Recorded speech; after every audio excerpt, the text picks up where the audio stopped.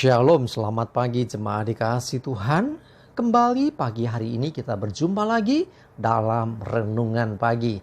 Mari kembali pagi ini saya mengajak kita semua untuk merenungkan firman Tuhan. Supaya melalui firman Tuhan hidup kita akan terus dibangun dan kita akan terus bertumbuh, diteguhkan dan dikuatkan dalam iman dan pengharapan. Sebab firman Tuhan adalah kebenaran yang memerdekakan hidup kita. Firman Tuhan menjadi sumber kekuatan kita. Firman Tuhan pedoman dan penolong bagi kita. Bahkan firman Tuhan juga adalah yang akan menuntun dan menerangi langkah hidup kita. Mari jemaat dikasih Tuhan, sebelum kita merenungkan firman Tuhan pagi ini, kita akan berdoa terlebih dahulu. Bapa di surga, kembali Tuhan pagi hari ini kami datang ke hadirat-Mu. Sungguh kami mengucap syukur atas segala kebaikan Tuhan dalam hidup kami. Atas begitu besar kasih setia-Mu ya Tuhan. Rahmat dan anugerah-Mu, berkat dan kemurahan Tuhan, perlindungan Tuhan, penyertaan, pertolongan Tuhan, dan bahkan pemeliharaan-Mu ya Tuhan atas seluruh hidup kami. Terima kasih ya Tuhan. Dan pagi hari ini kembali kami merenungkan firman-Mu. Mari Tuhan singkapkan dan nyatakan kebenaran firman-Mu. Dan Roh Kudus urapilah kami ya Tuhan. Sehingga kami bisa menangkap apa yang menjadi pesan Tuhan. Dan juga mengerjakannya di dalam hidup kami. Terima kasih. Di dalam nama Tuhan Yesus kami bersyukur dan berdoa. Amin. Mari jemaat dikasih Tuhan, kita akan buka Alkitab kita. Renungan pagi hari ini saya ambilkan dari Amsal 25 ayat 28. Saya bacakan. Orang yang tak dapat mengendalikan diri adalah seperti kota yang roboh temboknya.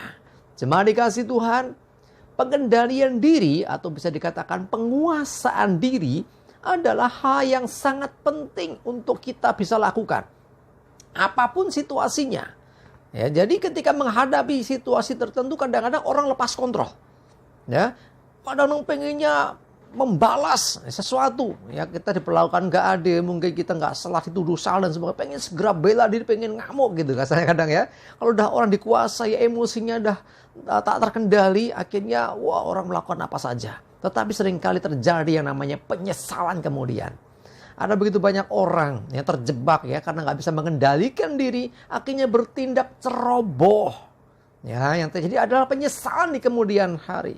Ada orang-orang yang masuk penjara karena apa? Bukan karena dia istilahnya sengaja berbuat atau merencanakan sesuatu yang buruk.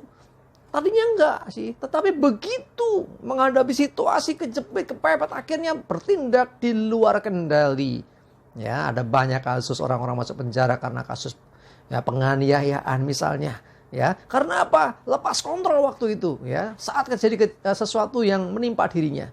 Karena itu jemaat dikasih Tuhan, perhatikan. Pastikan kita memiliki pengendalian diri. Karena pengendalian diri atau penguasaan diri salah satu buah roh yang seharusnya kita miliki.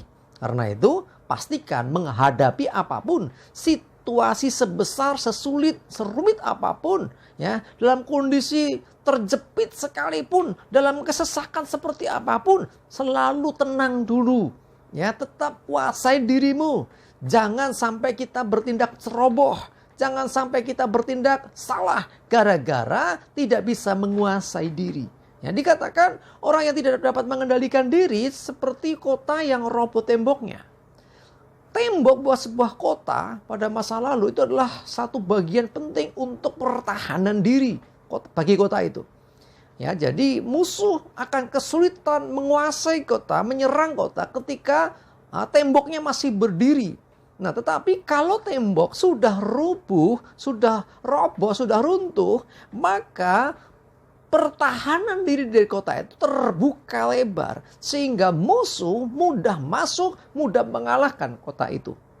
Nah, karena itu jemaat dikasih Tuhan, digambarkan seperti kota yang roboh temboknya. Artinya musuh akan dengan sangat mudah menundukkan, mengalahkan kota itu. Kalau kita tidak memiliki pengendalian diri, maka bukan celah yang terbuka dalam hidup kita, tetapi justru pintu yang lebar. Ya, akses yang sangat terbuka sehingga segala hal yang jahat bisa saja masuk, bahkan menguasai akan hidup kita. Orang yang tidak dapat mengendalikan diri seringkali bertindak tidak pakai mikir dulu. Ya, jadi bertindak dulu baru berpikir. Harusnya kan berpikir dulu sebelum bertindak. Tapi orang-orang yang tidak dapat mengendalikan diri, lepas kontrol, dia langsung pokoknya saat itu.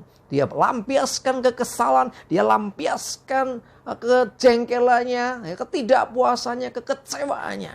Tanpa mempertimbangkan konsekuensi dari semua itu. Sehingga akhirnya yang terjadi kemudian adalah penyesalan. Kenapa aku berbuat seperti ini? Kenapa aku senekat ini? Kenapa aku sebodoh ini? Seringkali kita mendengar orang menyesali akan tindakannya yang salah. Jemaat dikasih Tuhan, ayo perhatikan. Apapun yang kau hadapi selalu miliki penguasaan diri, pengendalian diri. Jangan terpancing emosi, ya, jangan mengedepankan emosi, apalagi sampai tindakan-tindakan yang brutal, tindakan-tindakan yang tidak terkontrol, yang justru merugikan diri kita sendiri.